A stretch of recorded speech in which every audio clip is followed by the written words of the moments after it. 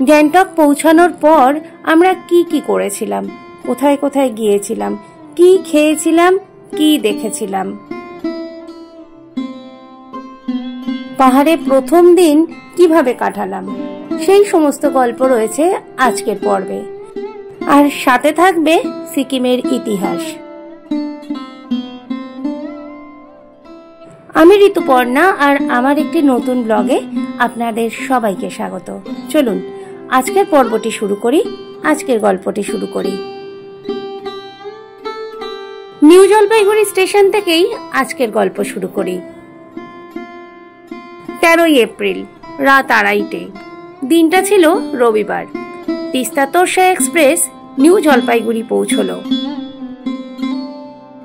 ব্যাগপত্তর নিয়ে সবাই ট্রেন থেকে নেমে পড়লাম। ট্রেন তখন আলুয়াবাড়ি স্টেশনে। ঝমঝমিয়ে বৃষ্টি হচ্ছে। এনজিপিতে যখন নামলাম তখন কিন্তু খুব বৃষ্টি হচ্ছে। বৃষ্টি মাথায় নিয়েই আমরা চললাম। দেখা মিলল হেরিটেজের। বৃষ্টি থামতে থামতে লেগে গেল প্রায় 1 ঘন্টা। 3:45-এর সময় আমরা গাড়িতে উঠে বসলাম। প্রায় 1 ঘন্টা রাস্তা অতিক্রম করার পর আমরা একটি চায়ের দোকানের সামনে দাঁড়ালাম। সবার একটু চায়ের দরকার ছিল, সারা রাতের ক্লান্তি মেটানোর জন্য।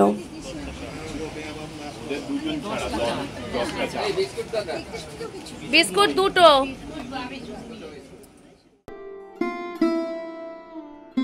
NH 10 ধরে শালুগাড়া হয়ে সেবক রোড হয়ে পাহাড়ে ওঠা শুরু করলাম।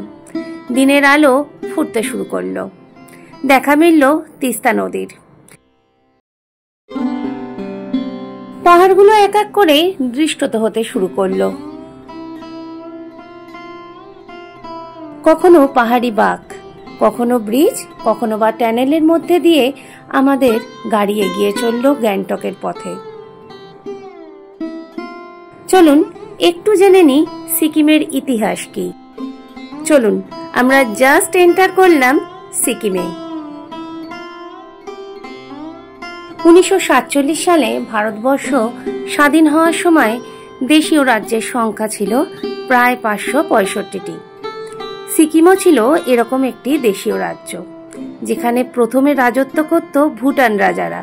ব্রিটিশ আসার পর তা তাদের আধিপত্যে আসে। ভারতবর্ষ স্বাধীনতা পাওয়ার পর দেশীয় রাজ্যগুলোর অনেকটাই ভারতের সাথে যুক্ত হয়। 1975 সালে 16ই মে ভারতের সাথে যুক্ত হলো সিকিম 22তম রাজ্য রূপে। সকাল 7:30টার মধ্যে আমরা পৌঁছে গিয়েছিলাম গ্যাংটকে। এখন আমরা হোটেলেও চলে এসেছি। আর আমাদের হোটেলটা কেমন ছিল, কোথায় ছিল, সেই গল্প তো আগের পর্বেই বলেছি। আর হোটেলের ব্যালকনি থেকে এরকম পাহাড় দেখতে পেলাম এসেই। চলুন আমরা সবাই রেডি হয়ে গেছি, এবারে আমরা মেলে যাব। যেহেতু অনেক সকালে আমরা পৌঁছে গিয়েছিলাম গ্যাংটক, তাই এসে সবাই ফ্রেশ হয়ে বেশ অনেকক্ষণ রেস্ট নিলাম। তারপরে ব্রেকফাস্ট করলাম। খুব ক্লান্ত থাকায় ব্রেকফাস্টের ক্লিপটা আর নেওয়া হয়নি। যাই হোক, ব্রেকফাস্টে আমাদের ওরা পুরি দিয়েছিল, পুরি সবজি দিয়েছিল। চলুন, এই যে সোজা রোডটা গেছে এটাই এমজি মার্গ। আর আমাদের 3 থেকে 4 মিনিট কম বেশি পৌঁছতে লাগতো গান্ধী মূর্তির সামনে। দুপাশেই প্রচুর দোকানপাট রয়েছে। ব্যাংক অফ ইন্ডিয়া দেখতে পাচ্ছি। আরো এগিয়ে গিয়ে আরো 2-1টি ব্যাংক দেখতে পেয়েছিলাম।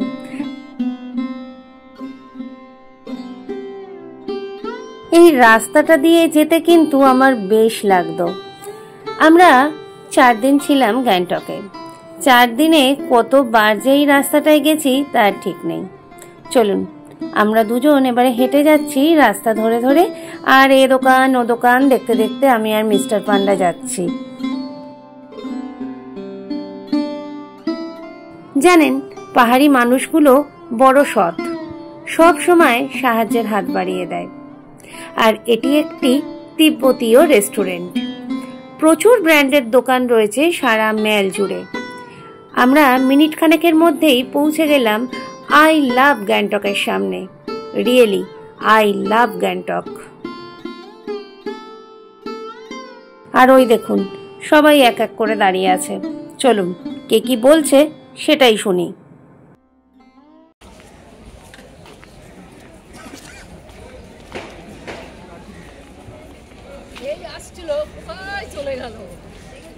ভিডিও করছিলাম তো, ভিডিও করছিলাম, জানি না।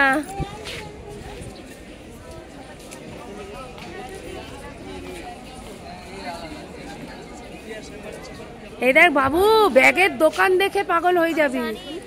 হয়েছে হয়েছে তো। একটা কথা বলি, কেউ হাসবেন না।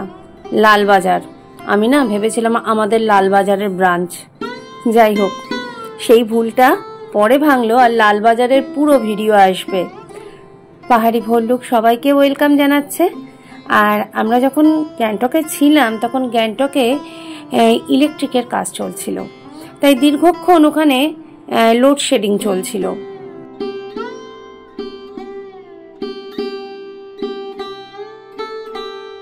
এই যে মেল রোডটা রয়েছে, এখানে প্রচুর হোটেল রয়েছে এবং সাথে সাথে কিন্তু অনেক রেসিডেন্সিয়াল এরিয়াও রয়েছে। ঠিক হোটেলগুলো রয়েছে তার পিছনেই রয়েছে সুন্দর সুন্দর সমস্ত বাড়ি। বেশ কিছু বাড়ি আমি আগের পর্বে দেখিয়েছি, আরও কিছু বাড়ি পরের পর্বগুলোতে দেখাবো। এখানে সমস্ত ব্র্যান্ডের দোকান রয়েছে। ওই যে বললাম না ইলেকট্রিকের কাজ হচ্ছে, আর এই সেই গাড়ি। সমস্ত যে আলোর স্ট্যান্ডগুলো রয়েছে সেগুলোকে ওরা নতুন করে লাগাচ্ছে। যাই হোক, নতুন করে সাজাচ্ছে গ্যাংটককে। আমরা দার্জিলিংয়ে যখন যাই তখন কিন্তু চায়ের বাগান খুব চোখে পড়ে। সিকিমে কিন্তু সেটা নয়।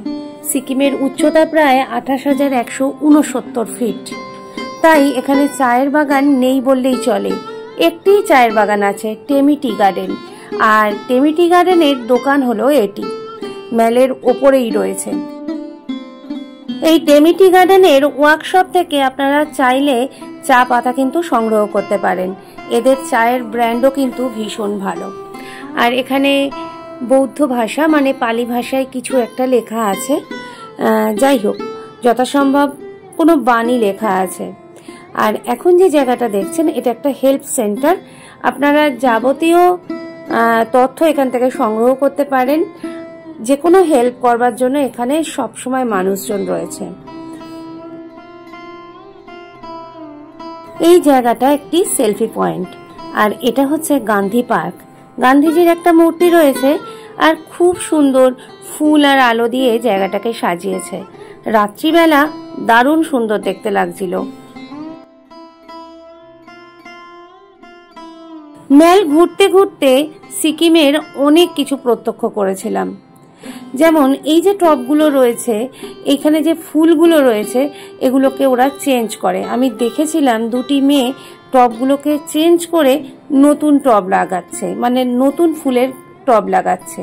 আর পুরো এই অঞ্চলটা কিন্তু নো স্মোকিং জোন। যদি প্রকাশ্যে কেউ ধরা পড়ে 500 টাকা পর্যন্ত জরিমানা হতে পারে।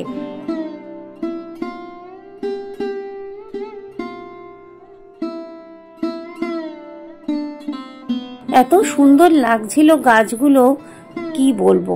আর এই গাছটা দেখুন, অপূর্ব সুন্দর, এত পরিষ্কার আর সাদা ফুল ফুটে আছে। গান্ধী মূর্তির সামনে চলে এলাম। আর গান্ধীজির মূর্তির সামনে উঠছে আমাদের জাতীয় পতাকা। আর ওখান থেকেই দৃষ্টত হচ্ছে পাহাড়ের একাংশ।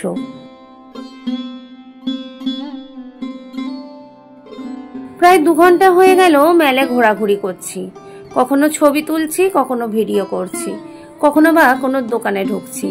আর গরমটাও কিন্তু গ্যাংটকে বেশ ভালো, তাই সবাই ঠান্ডা খাওয়ার জন্য একটি দোকানে ঢুকলো। আমি আর এই ভিড়ের মধ্যে গেলাম না, আমি গেলাম পাশের দোকানটায়। দেখুন, এটি একটি মিষ্টির দোকান। ভাবা যায় পাহাড়ের মতো জায়গায় এত রকমের মিষ্টির বৈচিত্র্য আছে। দেখে মনেই হচ্ছিল না এটা গ্যাংটক না এটা কলকাতা। আমাদের কলকাতার মতোই অজস্র মিষ্টি রয়েছে। একটা দুটো মিষ্টি আমি টেস্ট করেছিলাম, স্বাদ কিন্তু বেশ ভালো। যদি গ্যাংটক যান মিষ্টি অবশ্যই খাবেন। রসগোল্লা, পান্তুয়া, বিভিন্ন ধরনের সন্দেশ, কালোজাম, ক্ষীরকদম, রসমালাই, কি না নেই, সমস্ত ধরনের মিষ্টি এই দোকানটিতে রয়েছে। এবার দেখুন,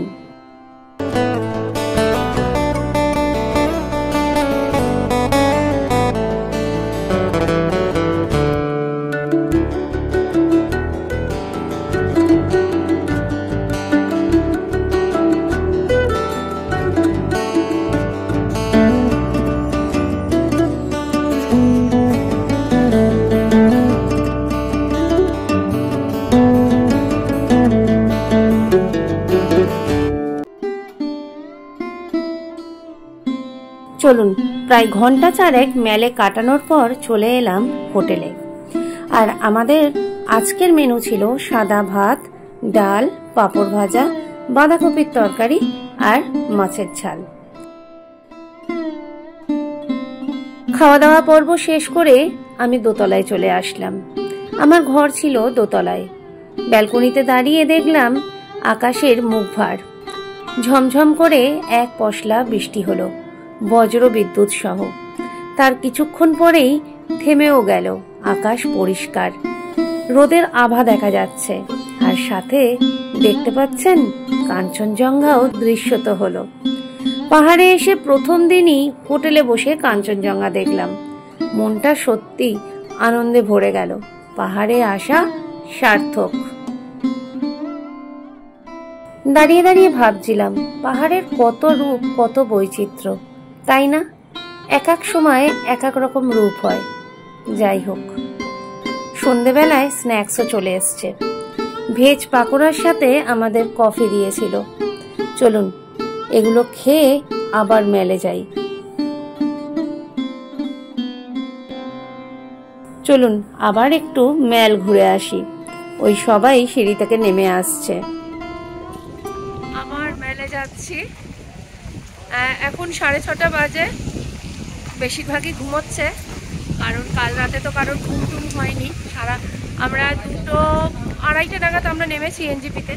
তারপরে তো আমরা এলাম গ্যাংটকে 3.5 ঘন্টার জার্নি করে। মোটামুটি ঘুম আমাদের হয়নি কারোরই। যাই হোক, বেশিরভাগই ঘুমাচ্ছে। আমরা 4-5 জন মিলে বেরিয়েছি। আমরা এখন মেলে যাচ্ছি। তো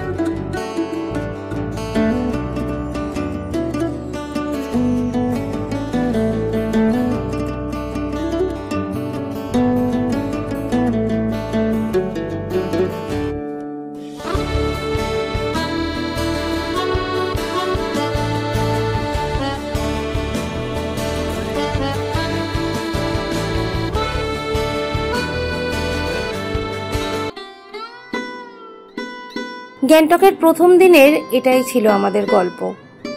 আজকের ব্লগটা আর দীর্ঘায়িত করছি না, এখানেই শেষ করছি। দেখা হবে নতুন একটি গল্পে। সকলে ভালো থাকবেন, সুস্থ থাকবেন। নমস্কার।